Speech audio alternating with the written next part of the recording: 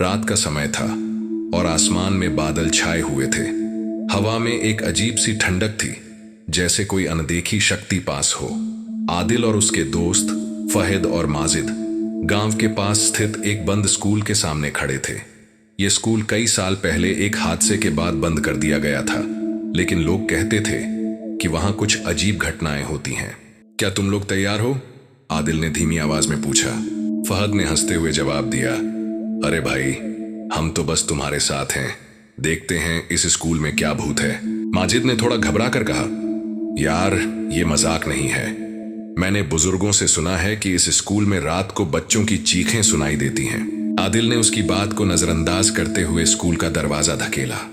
दरवाजा चरमराते हुए खुला और उनके सामने एक सुनसान और अंधेरी गलियारा था।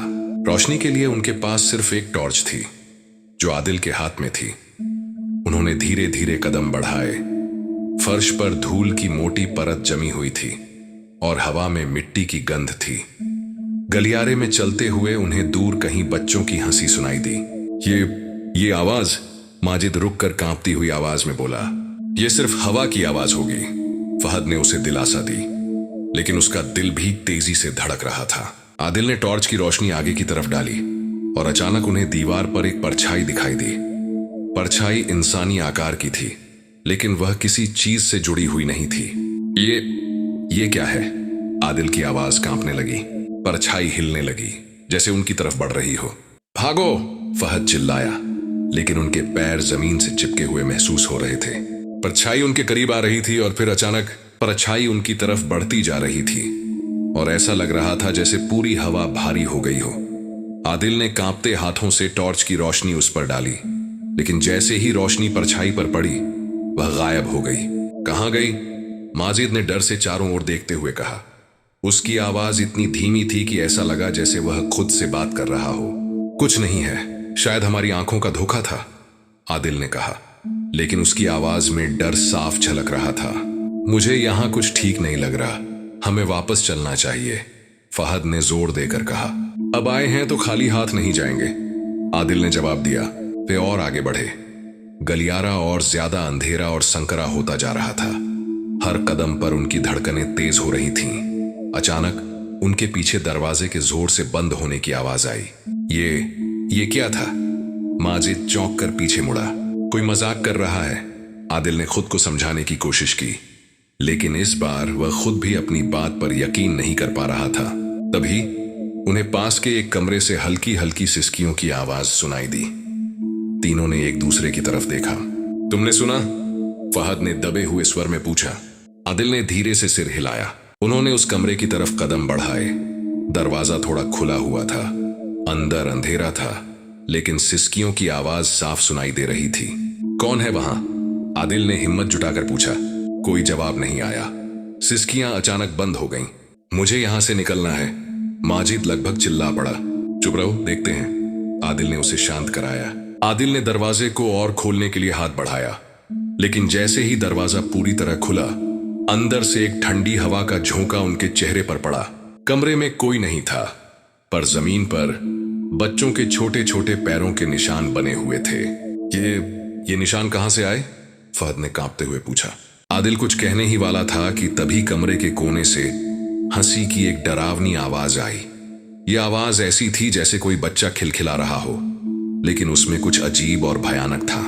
तीनों की आंखें डर के मारे फैल गईं।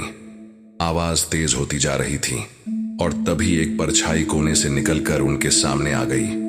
परछाई उनके सामने ठहरी हुई थी। उसकी शक्ल धुंधली थी, जैसे धुआं हवा में तैर रहा हो, लेकिन उसकी आंखों जैसी दो चमकती रोशनी साफ दिखाई दे रही थी। ये क्या है? माजिद घबराकर पीछे हट गया। मुझे नहीं पता, पर यह सच में यहां है, आदिल ने फुसफुसाते हुए कहा। परछाई अचानक हिलने लगी, जैसे किसी अनजानी भाषा में फुसफुसा रही हो। उसके मुंह से किसी बच्चे की हंसी जैसी आवाज निकल रही थी, जो धीमे धीमे डरावनी चीख में बदलने लगी। भागो! फहद ने चीखते हुए कहा। तीनों ने पलटकर भागने की कोशिश की, लेकिन जैसे ही वे दरवाजे के पास पहुंचे, दरवाजा अपने आप जोर से बंद हो गया। यह दरवाजा बंद कैसे हुआ? माजिद ने चीखते हुए दरवाजा खोलने की कोशिश की, लेकिन दरवाजा हिल भी नहीं रहा था। ये हमें बाहर नहीं जाने देगी, आदिल ने हड़बड़ाते हुए कहा। कमरे में रोशनी टॉर्च की वजह से हल्की थी, लेकिन अब परछाई उनके करीब आ रही थी। उसकी मौजूदगी से हवा इतनी ठंडी हो गई थी कि उनकी सांसें जमने लगीं। क्या कर सकते हैं? ये कौन है? फहद ने कांपते हुए पूछा। हमें शांत रहना होगा, शायद यह सिर्फ डराने की कोशिश कर रही है, आदिल ने जवाब दिया, लेकिन उसकी आवाज भी कांप रही थी। तभी परछाई रुक गई। उसने अपने लंबे और पतले हाथों से कमरे के एक कोने की तरफ इशारा किया। वहां एक पुराना लकड़ी का दरवाजा था, जिसे उन्होंने पहले नोटिस नहीं किया था। वो दरवाजा, वह पहले वहां नहीं था, माजिद ने डरते हुए कहा। क्या यह हमें वहां ले जाना चाहती है? आदिल ने धीरे से कहा। और अगर वह दरवाजा कोई जाल हो तो? फहद ने घबरा कर पूछा। परछाई ने एक बार फिर इशारा किया और इस बार उसने फुसफुसाते हुए कहा, जाओ। आवाज सुनते ही उनके शरीर सुन्न हो गए। वे एक दूसरे को देख रहे थे, लेकिन उनके पास कोई और चारा नहीं था। हमें पता लगाना होगा, आदिल ने हिम्मत जुटाई। आखिरकार आदिल ने कदम आगे बढ़ाया और लकड़ी के दरवाजे की तरफ बढ़ा। जैसे ही उसने दरवाजा खोला, एक अजीब सी गंध और सन्नाटा कमरे में फैल गया। अंदर एक घुमावदार सीढ़ी दिखाई दी, जो नीचे कहीं गहरी अंधेरी जगह पर जा रही थी। क्या यह नीचे ले जा रही है? फहद ने धीरे से पूछा। हमें नीचे जाना होगा, शायद यही रास्ता है, आदिल ने कहा। तीनों ने डर के साथ सीढ़ियों पर कदम रखा। हर कदम के साथ नीचे अंधेरा और गहरा होता जा रहा था, और तभी उन्होंने एक धीमी सी चीख सुनी जो अंधेरे से आ रही थी। सीढ़ियां नीचे जा रही थीं, और अंधेरा इतना गहरा था कि टॉर्च की रोशनी भी बेकार लग रही थी। हर कदम पर लकड़ी की सीढ़ियां चरमराती, जैसे किसी पल टूट जाएंगी। आदिल, फहद और माजिद डर के मारे अपने ही सांसों की आवाज सुन रहे थे। ये सीढ़ियां कहां खत्म होंगी? फहद ने धीरे से कहा।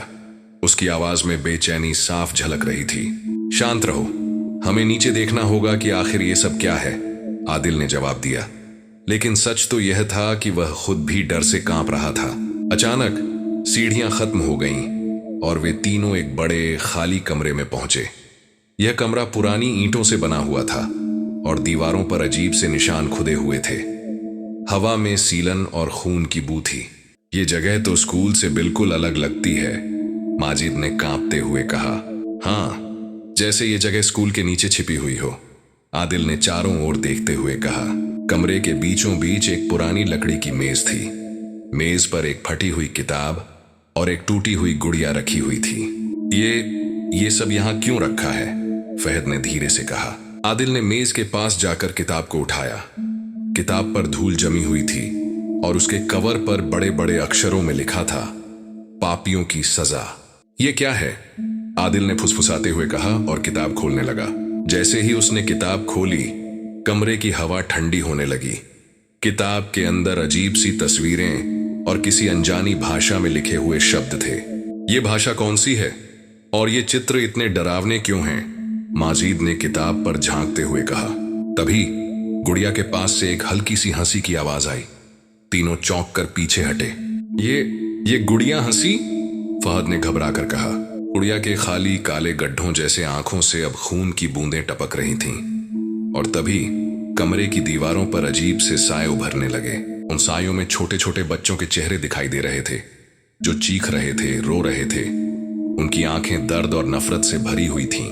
हमें यहां से निकलना होगा, माजिद ने चिल्लाते हुए कहा। आदिल ने किताब बंद कर दी, लेकिन साए और ज्यादा गहरे और डरावने हो गए।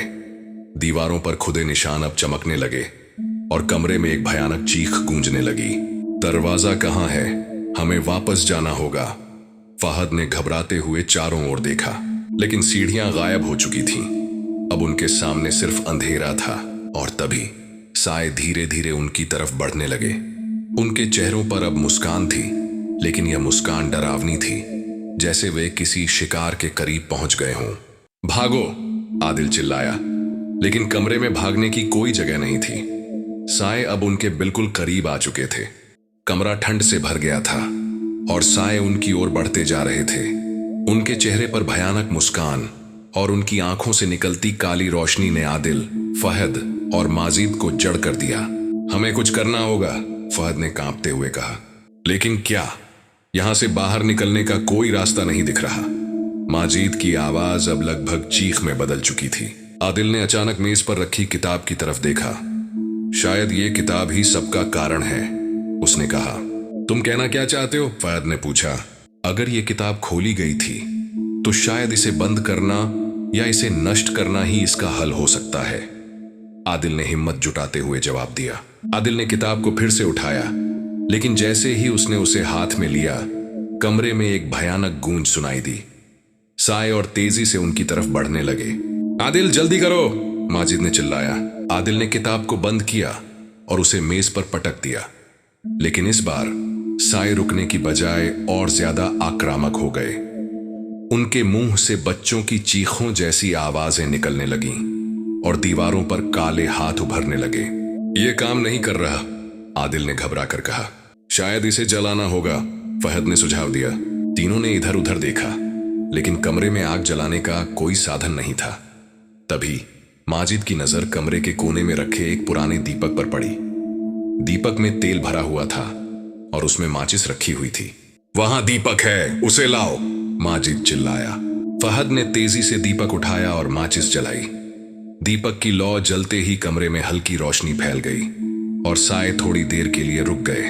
अब इसे जलाओ, आदिल ने किताब की ओर इशारा किया। फहद ने दीपक की लौ किताब के करीब ले जाकर उसे जलाने की कोशिश की। जैसे ही लौ ने किताब को छुआ, एक जोरदार चीख कमरे में गूंज उठी। किताब से काले धुएं की लपटें निकलने लगीं और साए दर्दनाक चीखें मारते हुए पीछे हटने लगे। दीवारों पर बने निशान एक एक करके गायब होने लगे और कमरे में हवा अचानक गर्म हो गई। ये काम कर रहा है, माजिद ने राहत की सांस लेते हुए कहा। लेकिन तभी किताब ने आखिरी बार एक भयानक आवाज निकाली और उसकी लपटें इतनी तेज हो गईं कि पूरे कमरे में फैलने लगीं। अब क्या करें? फहद ने घबरा कर पूछा। कमरे में धुआं भरने लगा और अचानक एक गहरा दरवाजा उनके सामने प्रकट हुआ। वह दरवाजा, शायद यह हमारा रास्ता है, आदिल ने कहा। तीनों ने जल्दी से उस दरवाजे की तरफ दौड़ लगाई, लेकिन जैसे ही वे दरवाजे के करीब पहुंचे, साए ने आखिरी बार उन पर हमला करने की कोशिश की। आदिल ने बिना कुछ सोचे दरवाजा खोल दिया और तीनों अंदर गिर पड़े। जैसे ही दरवाजा बंद हुआ, कमरे से सारी आवाजें गायब हो गईं। तीनों अब एक नई, शांत और अंधेरी जगह पर थे। क्या हम बच गए? माजिद ने धीरे से पूछा। मुझे नहीं पता, आदिल ने जवाब दिया, लेकिन यह अभी खत्म नहीं हुआ। जैसे ही दरवाजा बंद हुआ, तीनों घबराकर चारों ओर देखने लगे। अब वे एक नई जगह पर थे जो पहले से भी ज्यादा अजीब और डरावनी थी। यह एक लंबा गलियारा था जिसकी दीवारें किसी खंडहर की तरह टूटी फूटी थीं। दीवारों पर लाल रंग के अजीब अजीब निशान बने हुए थे जो खून जैसे लग रहे थे। ये जगह, ये कहां आ गए हम? माजिद ने कांपती हुई आवाज में कहा। शायद ये जगह उस कमरे से भी बदतर है, फहद ने धीरे से जवाब दिया। आदिल ने टॉर्च जलाकर आगे का रास्ता देखा। गलियारा कहीं खत्म नहीं हो रहा था। हमें यहां से बाहर निकलने का कोई रास्ता ढूंढना होगा, उसने कहा। वे धीरे धीरे गलियारे में आगे बढ़ने लगे। चारों तरफ सन्नाटा था, लेकिन ऐसा लग रहा था जैसे किसी के कदमों की आवाज उनका पीछा कर रही हो। क्या तुम्हें लगता है कि वे साए अब भी हमारे पीछे हैं? फहद ने डरते हुए पूछा। मुझे नहीं पता, पर हमें जल्दी करनी होगी, आदिल ने जवाब दिया। जैसे ही वे थोड़ी दूर चले, उन्हें सामने एक बड़ा दरवाजा दिखाई दिया। दरवाजे पर जंजीरों से ताले लगे हुए थे और ताले के ऊपर एक बड़ा सा निशान बना हुआ था। यह वही निशान था जो पहले दीवारों पर चमक रहा था। हमें इसे खोलना होगा, आदिल ने कहा। लेकिन ये कैसे खुलेगा? हमारे पास कुछ भी नहीं है, माजिद ने घबराकर जवाब दिया। तभी दीवार पर बने निशानों में से एक चमकने लगा। उसकी रोशनी से पूरे गलियारे में एक डरावना सन्नाटा छा गया। निशान के पास अजीब से अक्षर खुद ब खुद उभरने लगे। ये क्या है? फहद ने हैरानी से कहा। आदिल ने उन अक्षरों को गौर से देखा। यह किसी पहेली जैसा लग रहा था। निशान के नीचे लिखा था, जो पाप में उलझे वही इसे खोल सकेंगे। सच बोलोगे तो दरवाजा खुलेगा। यह शायद कोई पहेली है, आदिल ने कहा। लेकिन अगर हमने कुछ गलत किया तो? माजिद ने चिंता जताई। कोई चारा नहीं है, हमें इसे हल करना होगा, आदिल ने दृढ़ता से कहा। आदिल ने धीरे धीरे निशान के पास हाथ रखा। जैसे ही उसने छुआ, एक गूंजती हुई आवाज आई। तुम में से किसने सबसे बड़ा झूठ बोला है? सच बताओ तभी रास्ता खुलेगा। तीनों ने एक दूसरे को देखा। यह सवाल उनके दिलों में डर और संदेह भर रहा था। मैंने कॉलेज में एक बार अपने माता पिता से झूठ बोला था, फहद ने कांपती हुई आवाज में कहा। नहीं, मैंने अपने भाई से झूठ बोला था जब मैंने उसकी चीज चुराई थी, माजिद ने कहा। हम सब ने झूठ बोले हैं, लेकिन सबसे बड़ा झूठ शायद, आदिल ने रुक कर कहा, मेरा था। मैंने अपने दोस्तों से कहा कि यहां कुछ नहीं होगा, लेकिन मुझे पता था कि यह खतरनाक हो सकता है। जैसे ही आदिल ने यह बात पूरी की, दरवाजे की जंजीरें टूटने लगीं। दरवाजा धीरे धीरे खुल गया।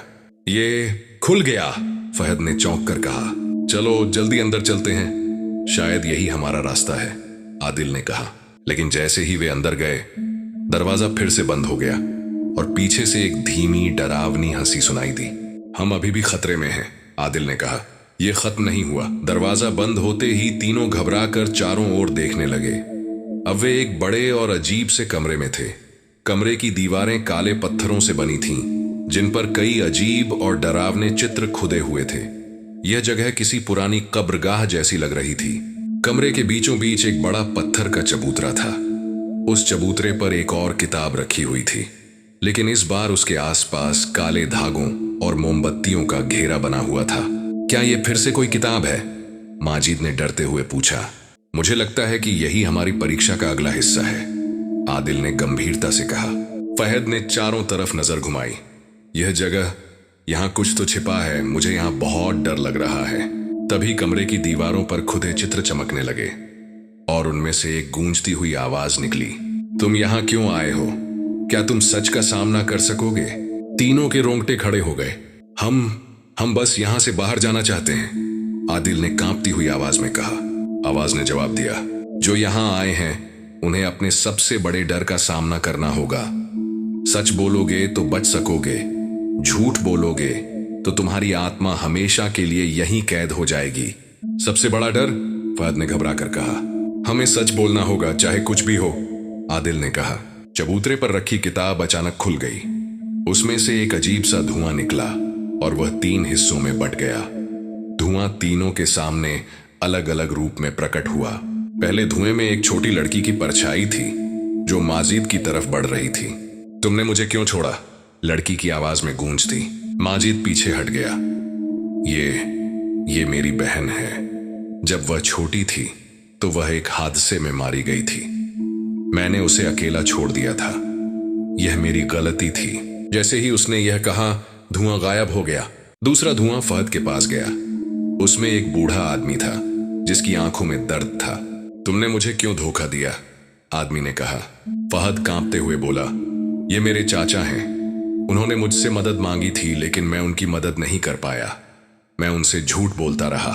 यह कबूल करते ही धुआं गायब हो गया। अब तीसरा धुआं आदिल के पास आया। इसमें उसकी परछाई थी, लेकिन इसकी आंखें लाल थीं और चेहरा विकृत। तुमने सबको यहां क्यों लाया? क्या तुम्हें पता नहीं था कि यह सब तुम्हारी वजह से होगा? परछाई ने पूछा। आदिल ने गहरी सांस ली और कहा, हाँ, यह सच है। मैंने अपनी जिद में सबको खतरे में डाल दिया। मुझे पता था कि यह जगह खतरनाक हो सकती है, फिर भी मैंने सबको आने के लिए मजबूर किया। यह मेरी गलती है। जैसे ही उसने यह बात कबूली, धुआं गायब हो गया और कमरे में एक तेज रोशनी भर गई।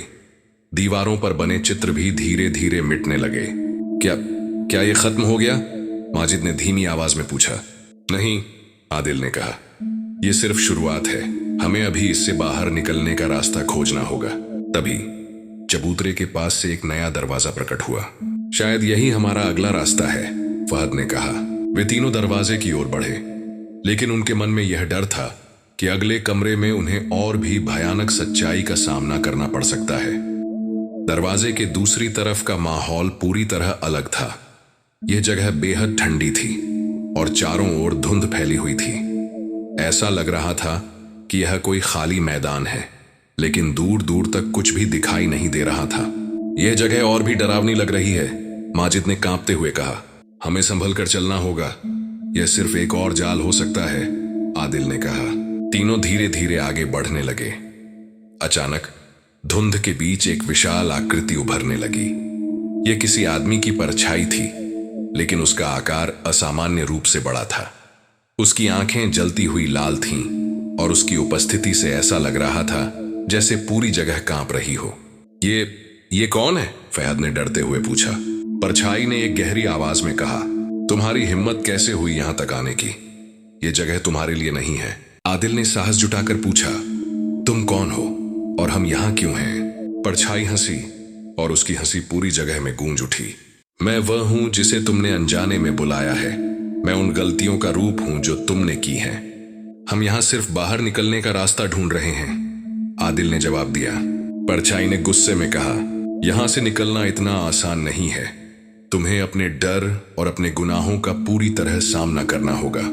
तभी परछाई ने अपने हाथ उठाए और जमीन से 3 अलग अलग दर्पण उभर आए। ये क्या है? माजिद ने दर्पणों को घूरते हुए कहा।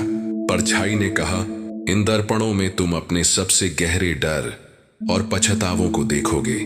अगर तुमने इनका सामना कर लिया तो तुम्हें बाहर निकलने का रास्ता मिल जाएगा, लेकिन अगर तुम हार गए तो तुम्हारी आत्मा हमेशा के लिए यहीं कैद हो जाएगी। पहला दर्पण फहद के सामने आया। फहद, ये तुम्हारे लिए है, परछाई ने कहा। फहद ने डरते हुए दर्पण में देखा। उसमें उसने खुद को एक छोटे बच्चे के रूप में देखा जो अपने चाचा के साथ झूठ बोल रहा था। वह दृश्य बार बार चलने लगा। फहद ने आंखें बंद कर लीं। नहीं, मैंने गलती की थी। मैंने झूठ बोला था और उसी वजह से मेरा चाचा मुझसे नाराज हो गया। मैं डरपोक था। जैसे ही उसने यह स्वीकार किया, दर्पण गायब हो गया। अब दूसरा दर्पण माजिद के सामने आया। माजिद, अब तुम्हारी बारी है, परछाई ने कहा। माजिद ने दर्पण में देखा। उसमें उसकी छोटी बहन की तस्वीर थी जो मदद के लिए पुकार रही थी। भाई, मुझे अकेला मत छोड़ो, आवाज लगातार गूंज रही थी। माजिद की आंखों में आंसू आ गए। मैंने उसे अकेला छोड़ दिया था। यह मेरी सबसे बड़ी गलती थी। मैं उससे माफी मांगना चाहता हूं। दर्पण भी गायब हो गया। अब तीसरा दर्पण आदिल के सामने आया। आदिल, अब तुम्हारी परीक्षा है, परछाई ने कहा। आदिल ने दर्पण में देखा। उसमें उसने खुद को देखा, अपने दोस्तों को इस जगह खतरों में धकेलते हुए। यह सब मेरी वजह से हो रहा है। मैंने ही उन्हें यहां बुलाया। मैं जिम्मेदार हूं, आदिल ने गहरी सांस लेते हुए कहा। मैंने जो किया उसका पछतावा है। अगर मैं इस जगह से बाहर निकला तो मैं हमेशा सच बोलूंगा और दूसरों की सुरक्षा का ध्यान रखूंगा। जैसे ही आदिल ने यह कहा, दर्पण गायब हो गया और साथ ही परछाई ने अपनी जगह पीछे हटते हुए कहा, तुमने अपनी गलतियों को स्वीकार कर लिया है। अब तुम बाहर जाने के लायक हो, लेकिन याद रखना, सच्चाई और अच्छाई के रास्ते पर चलना आसान नहीं है। अचानक धुंध छंटने लगी और उनके सामने एक रोशन दरवाजा प्रकट हुआ। आदिल ने कहा। तीनों ने बिना समय गंवाए दरवाजे की ओर दौड़ लगा दी। लेकिन क्या यह वास्तव में उनका अंत था या यह एक नई शुरुआत का संकेत था? तीनों ने दरवाजे की ओर दौड़ते हुए किसी प्रकार की आशा की कि वे आखिरकार इस खतरनाक जगह से बाहर निकल पाएंगे। जैसे ही उन्होंने दरवाजा खोला, एक तेज रोशनी ने उनकी आंखों को चिढ़ा दिया। यह रोशनी इतनी तेज थी कि पहले कुछ समय तक वे कुछ देख नहीं पा रहे थे। क्या यह बाहर का रास्ता है? माजिद ने कहा। उसकी आवाज में हल्की सी उम्मीद थी। हमें जल्द ही पता चलेगा, आदिल ने कहा। और फिर वे सब एक साथ दरवाजे से बाहर निकलने की कोशिश करने लगे। जब उनकी आंखों ने फिर से दुनिया को देखना शुरू किया तो उन्होंने पाया कि वे अब उसी पुराने स्कूल के आंगन में खड़े थे। लेकिन सब कुछ एकदम शांत था, जैसे कोई जानता ही नहीं कि उनके अंदर क्या हुआ था। स्कूल की दीवारें, खिड़कियां और गलियारे पहले जैसे ही थे, लेकिन एक गहरी सर्दी ने सब कुछ ढक लिया था। क्या यह वही स्कूल है? फहद ने डरते हुए पूछा। मुझे नहीं पता, आदिल ने कहा, लेकिन कुछ तो गलत है। यहां सब कुछ बहुत खामोश है। तभी उनके पास से एक अजीब सी हवा गुजरी और जैसे ही वे मुड़े, एक पुरानी आवाज सुनाई दी। तुम वापस आ गए? तीनों ने कांपते हुए देखा। यह आवाज वही थी जो पहले उनके साथ थी, जब वे पहली बार उस डरावने कमरे में थे। परछाई अब उनके सामने खड़ी थी। तुम यहां क्यों हो? माजिद ने बुरी तरह कांपते हुए पूछा। परछाई ने मुस्कुराते हुए कहा, तुमने सही रास्ता चुना था, लेकिन तुम वापस क्यों लौटे हो? आदिल ने घबरा कर कहा। हम वापस नहीं लौटे, हम बस बाहर जाना चाहते थे। परछाई हंसी और कहा, तुमने कभी बाहर जाने का रास्ता नहीं पाया। तुम यहीं हो, इस जगह के भागीदार हो। तीनों बुरी तरह डर गए। फिर भी आदिल ने साहस जुटाया और पूछा, अगर हम यहां हैं तो क्या हम कभी वापस सामान्य जिंदगी में लौट सकते हैं? परछाई ने शरारती मुस्कान के साथ कहा, तुम अपने डर का सामना कर चुके हो, लेकिन जो एक बार इस जगह में फंस गया वह कभी पूरी तरह से बाहर नहीं जा सकता। तुम्हारी आत्मा यहां हमेशा के लिए कैद है। इतना सुनकर फहद और माजिद की सांसें रुक गईं, लेकिन आदिल ने अपनी हिम्मत नहीं छोड़ी। अगर हम सच में कैद हैं तो हमें यह जगह बदलने का तरीका ढूंढना होगा, आदिल ने दृढ़ता से कहा। आदिल ने दृढ़ होकर अपनी आंखें बंद की और सोचा, हमसे जितनी गलतियां हुई हैं हम उन्हें स्वीकार करते हैं। हम अपनी नफरत, डर और पछतावे से बाहर निकलने के लिए तैयार हैं। साथ ही उसने कहा, हमें पूरी तरह से इस जगह को छोड़ देना होगा और अपनी आत्मा को शांति देनी होगी। जैसे ही आदिल ने यह कहा, परछाई चुप हो गई और फिर गुम हो गई। उसके बाद पूरी जगह धीरे धीरे उज्जवल होने लगी। स्कूल की दीवारों पर लगे काले निशान मिटने लगे और धुंध धीरे धीरे छंटने लगी। क्या हम सच में बच गए? माजिद ने चौंकते हुए पूछा। मुझे लगता है कि हम सच में बाहर निकल आए हैं, आदिल ने कहा, और तीनों ने राहत की सांस ली। जब वे पूरी तरह से बाहर निकल आए तो उन्हें महसूस हुआ कि अब यह जगह शांत और सामान्य लग रही थी। हमने यह कर लिया, फहद ने कहा। हम बाहर हैं और हम अब अपनी जिंदगी में आगे बढ़ सकते हैं। लेकिन जैसे ही वे स्कूल के गेट के पास पहुंचे, आदिल को एक घबराई हुई सी आवाज सुनाई दी, तुम वापस आओगे। तीनों ने एक दूसरे को घबरा कर देखा, लेकिन फिर सब कुछ शांत हो गया। हमने अपनी गलती को स्वीकार किया, लेकिन क्या यह जगह हमें पूरी तरह से जाने देगी? आदिल ने धीरे से कहा, क्या यह सब कुछ सच था या यह डरावनी दुनिया कभी खत्म नहीं होगी? तीनों धीरे धीरे स्कूल के गेट की ओर बढ़ने लगे, लेकिन उनका दिल अब भी भारी था। उनके पीछे वही खामोशी और वही डरावनी आवाजें गूंज रही थीं। यह एहसास उन्हें चैन से आगे बढ़ने नहीं दे रहा था और हर कदम में वे यह महसूस कर रहे थे कि कुछ ठीक नहीं है। क्या हम सच में बाहर निकल चुके हैं? माजिद ने घबराते हुए पूछा। मुझे नहीं पता, आदिल ने कहा, लेकिन मुझे लगता है कि हम अब भी यहां से पूरी तरह बाहर नहीं निकले हैं। उनके सामने स्कूल का गेट था, जो पहले बंद रहता था, लेकिन अब वह खुला हुआ था। जैसे ही उन्होंने एक कदम और बढ़ाया, गेट के पास एक पुरानी सी घड़ी की आवाज सुनाई दी। क्या यह घड़ी चल रही है? आदिल ने पूछा। हाँ, यह वही घड़ी है जो हम सबको डराती थी, माजिद ने कहा। क्या इसका कुछ मतलब है? तभी गेट के पास एक आवाज आई, तुम बाहर नहीं जा सकते, यह सिर्फ एक भ्रम है। तीनों चौंक पड़े और पीछे मुड़कर देखा। वहां वही परछाई खड़ी थी जो उन्हें पहले मिली थी। तुम लोग भूल गए हो कि तुम कभी बाहर नहीं जा सकते। परछाई की आवाज अजीब और डरावनी थी। तुमने हमें यह सब क्यों किया? आदिल ने गुस्से से पूछा। हम सिर्फ बाहर जाना चाहते थे। परछाई हंसी और फिर बोली, तुम वापस लौट आए हो क्योंकि तुमने अपनी गलतियों को स्वीकार किया है, लेकिन इस जगह से भागने का कोई रास्ता नहीं है। तुम सब अब मेरे हिस्से हो। माजिद और फहद डरे हुए थे, लेकिन आदिल ने दृढ़ता से कहा, हमने अपनी गलतियों को स्वीकार किया है, लेकिन इसका मतलब यह नहीं कि हम हमेशा के लिए यहां फंसे रहेंगे। हमें यहां से बाहर निकलने का एक तरीका ढूंढना होगा। परछाई हंसी और बोली, तुम चाहो तो बहुत कोशिश कर सकते हो, लेकिन सच्चाई यही है कि तुम सबकी आत्माएं यहां अब कैद हो चुकी हैं। तुम कुछ नहीं कर सकते। आदिल ने अपने दोस्तों की ओर देखा और फिर कहा, हमने अपनी गलतियों को स्वीकार किया है। अब हम यहां से बाहर जाएंगे क्योंकि हम अपने डर और अंधेरे से बाहर आ चुके हैं। हम अपने पापों का सामना कर चुके हैं। यह सुनते ही एक अजीब सी चुप्पी छा गई। सब कुछ और भी डरावना हो गया। अचानक चारों ओर एक तेज रोशनी छा गई। तभी परछाई की आवाज एक बार फिर गूंज उठी, अगर तुम सच में बाहर जाना चाहते हो तो अपनी सच्चाई को पूरी तरह स्वीकार करना होगा। इस बार आदिल ने पूरी दृढ़ता से कहा, हमने अपनी सच्चाई स्वीकार की है। अब हम जाने के हकदार हैं। फिर से सब कुछ शांत हो गया। रोशनी एक पल के लिए धीमी हुई और फिर जैसे ही उन्होंने कदम बढ़ाए, गेट के पास एक रास्ता खुल गया। क्या यह सच में है? माजिद ने हैरान होकर पूछा। हमें अब इससे बाहर निकलना होगा, आदिल ने कहा। तीनों ने तेजी से उस रास्ते की ओर बढ़ते हुए गेट के बाहर कदम रखा। इस बार कोई रुकावट नहीं आई।